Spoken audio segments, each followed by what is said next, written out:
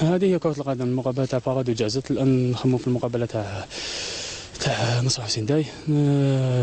درنا لوطو كريتيك وين شفنا الأخطاء تاعنا ونزيدو نبيرفكسيونيو الأشياء الإيجابية ونزيدو نعملوا على النقاط القوة ونقاط الضعف تاع نصر حسين داي، باسكو فريق نصر حسين داي فريق مليح. أصلا بعد مباراة نصر حسين داي راح تنتظر العقوبات تاعك، اسكي من الناحية المعنوية راكي محضر؟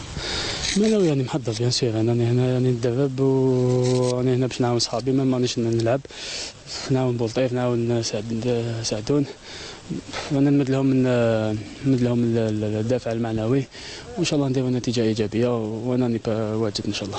أصلا كيفاش تابعت المباريات 3 إلى حتى الآن بعيد عن الميدان؟ نظام المقابلات ما كانوش تلفزيون، كنت نتبع فيهم على راديو. انا شوي كان يتقلق يسمع المقابلات في الراديو، نخاف نتقلق. درنا اللي علينا ونسينا نريكولتيو لو ماكسيموم تاع لي بوين. ان شاء الله نكملوا لا فازالي بقوه بمقابلات ايجابيه وبالعمل اللي نقوموا به، ونشكر الانصار اللي راهم مساندين الفريق وما راهمش دايرين ضغط سلبي على اللاعبين. مقلق دوكا اذا تخلص لي العقوبه راني واجد نلعب ولا ما نلعبش، انا مع الفريق. المهم الفريق يتجه للربح والنقاط الايجابيه باش ننساو الموسم الفارط، باسكو الموسم الفارط عينا بزاف. انا ما يهمنيش اذا نلعب ولا ما نلعبش، انا راني تحت تصرف الفريق ككل واللاعبين، ولازم نكون انا ليمون بوزيتيف للفريق. أصلا الى حد الان 3 مباريات 5 نقاط، اسكي نقدر نقولوا مشوار ايجابي شريبه؟ نظرا الفريق تعاود بنسبه كبيره وفيه لاعبين شبان بزاف، نظن باللي المحتوى تاع المقابلات هو اللي ايجابي ماشي النقاط، لان اللاعبين شفناهم باللي لعبوا بكل اريحيه وحنا سهلنا لهم التاقلم مع الاكابر. نظن باللي هذا هو الشيء الايجابي، وان شاء الله النتائج يجوا مع مرور المقابلات. Dit que je suis prêt. C'est pas facile, je pense que j'ai un tout petit retard par rapport aux autres, mais comme je dis, je pense que j'ai pas besoin de trop de physique pour marquer des buts. Mais dans l'ensemble, il faut encore que je travaille plus, parce que le retard que j'ai, bon, moi je pense que je suis pas encore à 100%, mais vu les entraînements, je pense que le coach est un peu satisfait, car il me voit de plus en plus actif. Donc je pense que pour moi, pour le match de... C'est vendredi ou c'est samedi quoi? Vendredi. Pour le match de vendredi, au cas où je suis qualifié et que le code entre si j'entre dans les plans du code, bah, je pense que je vais aider. Non, mais l'ambiance, elle est différente de celle de Garma. On se sent plus à la maison, on est plus concentré. En plus, il y a le public qui est presque toujours là pour venir voir les entraînements. C'est encourageant et c'est surtout motivant. Donc tout ce qui nous reste, c'est de donner tout au stade pour eux. Une pression, moi je prends plutôt ça comme des encouragements parce que ça prouve au moins que voilà, d'une part ils me font confiance. Vu les petites statistiques que j'ai eues à Garmad, je pense qu'ils sont un peu ambitieux. Parce qu'ils savent que bon, ils ont quelqu'un qui est capable peut-être d'apporter un plus ou des fois marquer des buts pour l'équipe, dont ils se disent que voilà, peut-être Ekedi est la solution. Mais je veux pas que tout le monde se mette en tête seulement que c'est Ekedi qui va être la solution parce que nous sommes 11 sur le terrain. Je peux apporter un plus qui peut permettre voilà, de chaque fois gagner les 3 points.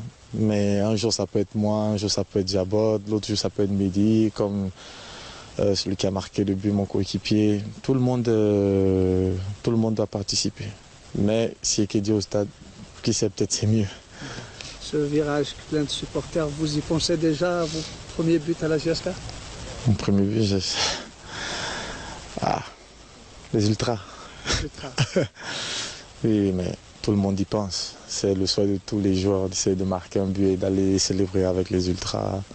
C'est quelque chose de spécial, non? Vu que, bon, pour moi, ça peut être la première fois, ça va être différent. Je sais pas.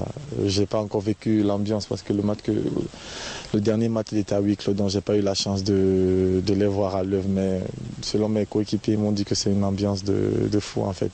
C'est ici justement que votre défunt compatriote a marqué beaucoup de buts. Certainement, ça vous donne des sensations particulières. Non, c'est motivant puisque chaque fois que tu viens et que tu trouves quelqu'un qui a laissé une bonne image, tu dois travailler dur pour au moins être à la hauteur. Et je vois beaucoup de personnes qui disent que je dois faire oublier un peu et bosser, mais c'est impossible. Et bosser, il est unique, non? Je pense qu'il est unique ici et tout ce que je peux faire, c'est apporter, comme lui, du sourire aux gens et faire le max pour réussir à la JSK. En dehors du stade du 1er novembre, des entraînements, de la routine avec les partenaires, comment vous avez trouvé la ville, les supporters qui certainement vous abordent à chaque fois? Oui, c'est plaisant. J'aime bien, j'apprécie parce qu'ils sont aussi ils sont très accueillants. Je ne savais pas qu'ils pouvaient me reconnaître en route, mais des fois j'ai du mal à marcher, donc c'est pour ça que des fois je préfère rester parce que des fois quand je... Dire que trop sollicité aussi, c'est un peu exagéré, mais chaque fois que je suis en route, ou même là dehors, dès que je mets déjà mon pied dehors, là, ils viennent, ils me disent, ils me donnent des encouragements, ils me souhaitent de la réussite, même sur le net, sur les réseaux sociaux, même chose. Ils sont vraiment à fond avec moi et c'est rassurant, non? Moi, je ne le prends pas comme une pression, mais je le prends beaucoup plus comme un soutien, des encouragements et ça me permet de vouloir donner plus et de travailler encore plus. أولا قبل ما ندخلوا للتدريبات يعني كانت لنا لقاء مع اللاعبين وين درنا une réunion de travail comme d'habitude chaque après un match on fait une autocritique باش نهضروا على المقابلة كيفاش مشات النقاط الإيجابية والنقاط السلبية. الحمد لله انا كما نقول لك حتى ولو كانت النتيجه يعني ما ترضيناش ولكن نظن اللاعبين يعني داروا كل ما في وسعهم داروا مقابله يعني كما يقول لك كوريكت سانسيرمون ايزون في ان بون ماتش. سي بيان دوماج المقابله تلعبت بدون الجمهور انا نتاسف لان نظن باللي لو دوزيام هذاك خصنا مليح سي بيان دوماج جيسبر ان شاء الله لي سيبورتور تاعنا ما يبيناليزيونيش ما يزيدوش يبيناليزيو الكلام ان شاء الله باسكو كومام ان ماتش افيك لي سيبورتور سون سيبورتور ماشي كيف ان شاء الله جيسبر من القدام باسكو كومام من العام اللي فات انا نهضر ونزيد نعاود لا جاسكا سي لي سيبورتور تاعها اللي تمشي سي كراسا اللي نجمنا نمشيو لقدام سي كراسا ثانيك اللي نجمنا نديروا لي ريزولطا جيسبر ان شاء الله من القدام ان شاء الله يجوا بكثره وخاصه باش يساندوها الشبان ما يخصكش ثانيك باللي الفريق راه جديد راه مجند نجم نقول لك 80% وثانيك لعبنا ضد فريق منسجم اللي عنده لاعبين يلعبوا مده يعني 5 أو 6 سنين هما في بعضهم بعض هذاك يعني لا كويزيون كانت سهله لهم مي نجم نقول لك يعني سيطرنا على المقابله كنا يعني نجموا نفوزوا بها ولكن الفعاليه خالتنا يعني الفرص اللي كانوا خاصة في الشوط الثاني كانت فرص يعني حقيقية وين الحارس تاعنا يعني ما توش حتى كرة في الشوط الثاني. هذا هو نتأسف عليه ولكن الأداء راه يتحسن يعني مقابلة إن شاء الله من القدام نزيدوا نتحسنوا أكثر وإن شاء الله المقابلة الجاية ثاني راح تكون كبيرة نصف حسين داي مقابلة محلية هما ثانيك يستحقوا النقاط وحنا ثانيك ان شاء الله المتفرجين يجوا الملعب ان شاء الله يشوفوا مقابله كبيره وان شاء الله الروح الرياضيه هي اللي تفوز بها ان شاء الله. من الناحيه المعنويه اللاعبين اليوم في الحصه التدريبيه راهم ملاح ماشي متاثرين بهذا التعثر من بارادو؟ انا ما نظنش بلي تعثر انا نجم نقول لك كاين بزاف لي زيكيب اللي تعثروا مع بارادو. انا شفت المقابله هذيك الاولى مع فريق اتحاد العاصمه افيك لو ريش افيكتيف اللي عندهم اتحاد العاصمه بالسيف اللي ربحوهم يعني كانوا ند مع هذا الفريق ونجم نقول لك يعني راح يكون لهم حساب كبير الفريق تاع بارادو سي دي جون جوار مالغري مونك ديكسبيريونس مي عندهم امكانيات كبيره سي دي جوار اللي عايشين هكذاك مده يعني 5 أو 6 سنوات هذاك اللي ساعدهم بارابور دوطر كلوب مي الفريق تاعي نجم نقول لك باللي حنايا رانا نعوضوا كما يقول لك الفريق تاعنا بان بون ايطا ديسبري لا ريغور لا ديسيبلين هذه هي اللي راح تخلينا ان شاء الله ننجحوا في المهمه تاعنا ان شاء الله.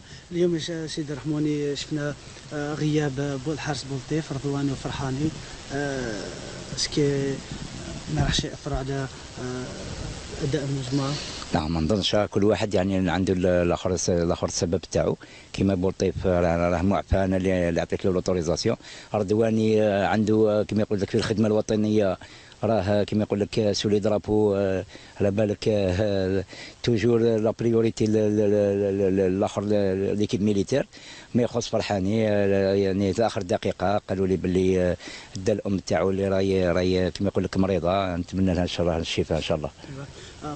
برمجة المباراة التطبيقية غدا مساء، الهدف من هذه المباراة التطبيقية؟ الهدف على بالك ما يخفالكش باللي انا كل يوم اثنين عندي زوج حصص تدريبيه. دي فوا ندي كل اللاعبين اللي موالفين يلعبوا، ودي فوا ندي اللاعبين باسكو بعد مقابلات اللي راهي تتكرر ندير لهم حصه واحده. ولكن في المساء ان شاء الله اللاعبين اللي ما لعبوش المقابله يعني الاخيره راح ان شاء الله يلعبوا مقابله تطبيقيه ديجا بور غاني الطون دو جو. او ميم طون نزيد نشوف الامكانيات، كاين دي اللاعبين اللي ينجموا يعطوا الاضافه للفريق الاول. هذه هي كره قدم، ما يخفالكش عندي 30 لاعب ماهيش سهله ليا. 30 كل سمانه لازم نلقى 18 يعني اللي راح نكونفوكيهم. كاين توجور يعني لي جوار كي سون با كونفوكي سون مي كونطون، سي تو افي لوجيك. واحد كي ما يتكونفوكاش مي تانيك. هذه هي كره قدم، لازم يصبر.